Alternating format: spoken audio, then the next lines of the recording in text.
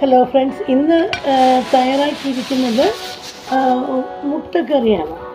അതായത് നമ്മൾ ചിക്കൻ കറി വയ്ക്കുന്ന അതേ മസാല തന്നെയാണ് ഇതിൽ ഉപയോഗിക്കുന്നത്.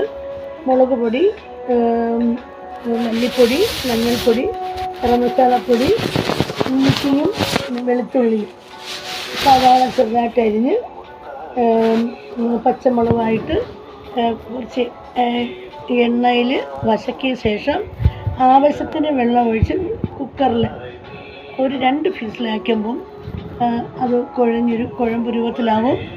അതിൽ കൂടെ അവിച്ച മുട്ടേനെ നമ്മൾ പീസായിട്ട് മുറിച്ചിടുന്നു. ഇതാണ് മുട്ടക്കറി. ടേസ്റ്റ് ചെയ്യാം. ഇതിനോട് കഴിക്കാനായിട്ട് ദോശയാണ് നല്ലത്. ദോശ വെച്ച് കഴിക്കാം.